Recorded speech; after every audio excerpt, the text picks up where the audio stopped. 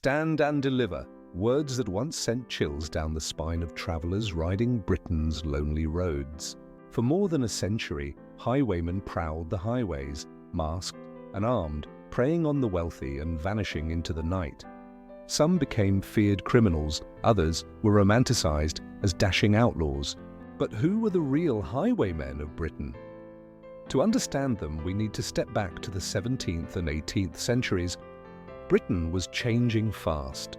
The Civil War had unsettled the nation, the monarchy was restored, and a growing network of roads connected towns and cities. Stagecoaches carried passengers and mail across the country. Wealthy travelers often carried large sums of money or valuables, perfect targets. The roads, however, were dangerous and poorly policed, creating the perfect hunting ground for the highwaymen. Highwaymen were mounted robbers, often armed with pistols or swords, who stopped coaches and demanded money at gunpoint.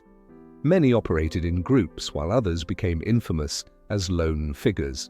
They wore masks or scarves to hide their faces and relied on speed, surprise, and their horses to escape. One of the most notorious was Dick Turpin. Born in 1705, Turpin started not as a glamorous outlaw but as a butcher turned deer thief and violent criminal.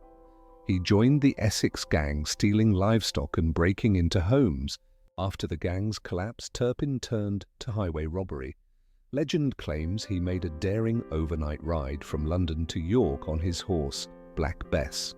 In truth, the story was later invented by Victorian writers, but it cemented Turpin's place in folklore. In reality, he was eventually caught for horse theft and hanged in York in 1739. Another figure was Claude Duval, a Frenchman who became one of the most celebrated highwaymen of the 17th century. Arriving in England after the Restoration, Duval targeted wealthy travelers with charm and style. One story tells of him halting a coach carrying a nobleman and his wife. Instead of violence, he demanded the lady dance with him by the roadside, and after a brief waltz, he gallantly took only a portion of their money. Whether true or not, the tale gave him a reputation as the gentleman highwayman. Executed at Tyburn in 1670, his legend lived on in ballads and plays. Then there was William Plunkett, remembered as the last great English highwayman. With his partner James Maclean, he terrorized travelers in the mid-18th century. Maclean was caught and hanged in 1750, while Plunkett disappeared into obscurity, his fate unknown. Their exploits inspired public fascination, with crowds flocking to see Maclean's execution. What made these men both feared and admired? Part of it was their daring. Britain at the time was marked by inequality, with huge gaps between rich and poor. Highwaymen, in the popular imagination, were rebels striking back at privilege, even if in reality, most were violent criminals. Broadsheets and ballads painted them as folk heroes. Theatres dramatized their adventures. Ordinary people sometimes admired them for their audacity, especially when they embarrassed the wealthy elite. But the reality was harsher.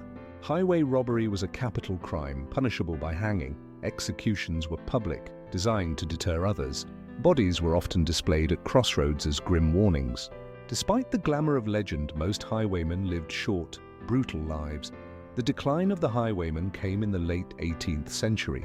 Better policing, including mounted patrols, made the roads safer. Turnpike trusts improved road quality, reducing lonely stretches. The creation of a professional mail coach service guarded by armed outriders made robbing the post far riskier. By the early 19th century, the age of the highwayman was largely over. Yet their legacy endures. From ballads and penny novels to films and TV dramas, the image of the masked rider demanding your money or your life still captivates us. Some, like Dick Turpin, became household names despite their crimes. Others, like Claude Duval, were mythologized into romantic figures far removed from the violence of their real lives. Interestingly, not all highwaymen were men. Records tell of women who joined their ranks, often disguising themselves as men. Though fewer in number, they too became part of the folklore, showing that the lure of the outlaw life transcended gender. So why are we still fascinated by them?